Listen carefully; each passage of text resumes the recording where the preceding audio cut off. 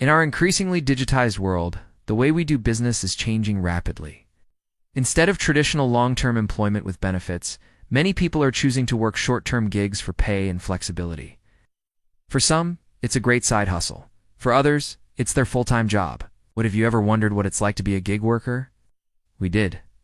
And we sent our videographer Lily to spend a day in the life of a food delivery driver.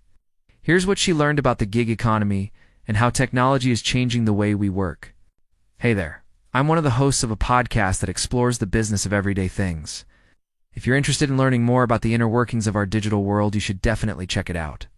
So today we're talking about the gig economy, which is basically any type of work that's short-term or freelance. You might be familiar with the popular websites TaskRabbit or Fiverr, where freelancers can sign up and get paid to do stuff like mounting TVs or recording voiceovers. But in this video, we're focusing specifically on food delivery workers. And if you live in a big city, you've probably seen these guys on the streets. They were usually on bikes or scooters weaving through traffic and often have giant bags slung over their shoulders. The main apps that connect customers with delivery workers are Uber Eats, DoorDash, and Grubhub. And each one works just a little bit differently.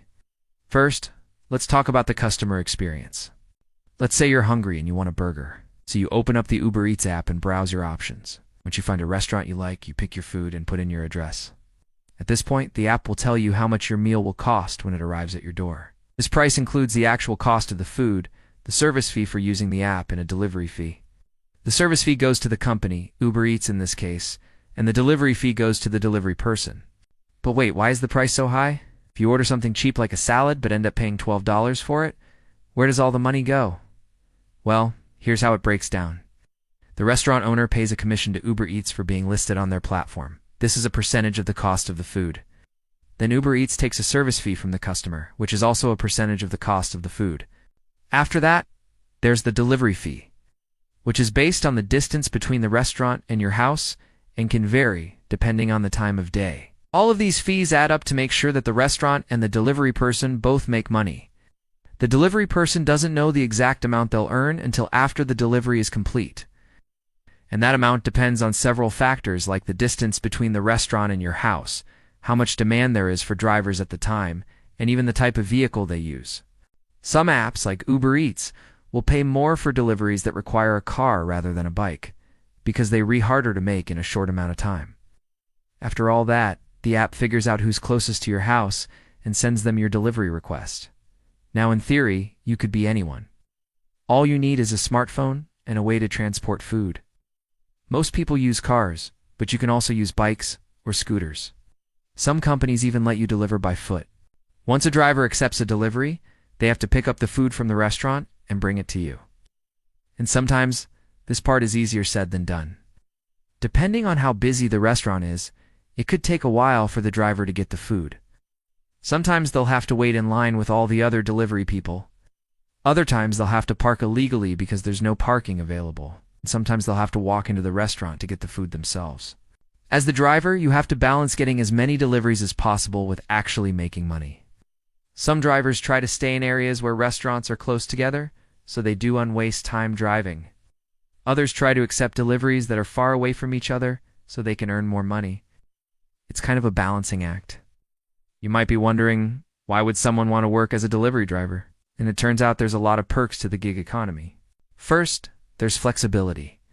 Unlike a traditional job, gigs allow you to choose your own hours. So if you want to drive at 7 a.m. on a Saturday, you can. Or maybe you only want to drive on the weekends. You can do that too. There's no boss telling you what to do. Also, many gig workers aren't considered employees of the company they're working for, meaning they don't pay taxes on their income. On top of that, you get to keep all the tips. So if you do a good job, you can earn extra cash. For some people, this type of flexibility is great because it allows them to work around other jobs or school. For others, it's a way to make extra money on the side. And for some, it's their full-time job. In fact, according to a study by the Future of Work, 23% of millennials and Gen Z make at least half of their income from the gig economy. It sounds pretty great, right? Well, there are downsides to being a gig worker. According to the same study, most gig workers feel isolated and 41% feel burnt out. That's because there's no one looking out for their best interest except for themselves. And there's always pressure to work more in order to earn more money. On top of that, there's not much room for advancement. You're just a number on the app. If you drive for Uber Eats, you don't get better pay or benefits if you drive more, and you're not building loyalty with any company. Each delivery is a new transaction, and there's no guarantee that you'll get the next one. On top of all that, if you're a driver, you're responsible for your own vehicle, meaning if you get in an accident, you'll be on the hook for repairs and any medical bills. Many gig companies try to mitigate this risk by requiring drivers to buy insurance, but this insurance is rarely comprehensive. So despite the flexibility, low barrier to entry and autonomy that comes with working for yourself, gig work isn't all sunshine and rainbows. It's hard work that comes with a lot of risk. All of this brings us back to that question. What's it like to be a gig worker? We sent our videographer Lily out to find out. She spent the day delivering food for Uber Eats and DoorDash and had a lot of fun, but it was a lot of work. She downloaded the two apps and created profiles, which required her to include a photo, driving history, and vehicle information. After that, she was ready to start driving. Throughout the day, she got orders from different restaurants. Some were easy to find, and others were kind of hidden in weird office buildings. She tried to look for patterns in the types of orders she was getting, trying to figure out which restaurants were ordering the most. She also noticed that some orders had special instructions like leaving the food outside if no one was home, and she made sure to follow all of those instructions. She also got tipped well and got a few nice thank you notes from customers.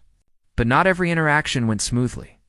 One customer tried to argue with Lily about the cost of their meal, and another customer wasn't home when their food arrived, and it ended up getting cold.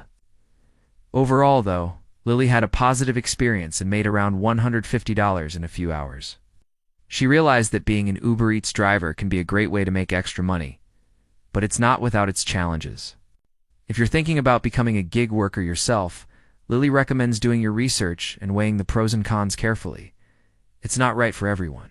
So what do you think? Is gig work a good thing or a bad thing? I'd love to hear your thoughts in the comments below. If you liked this video, please be sure to hit the thumbs up button. If you didn't like it, well, you can always hit the thumbs down button. Thanks for watching.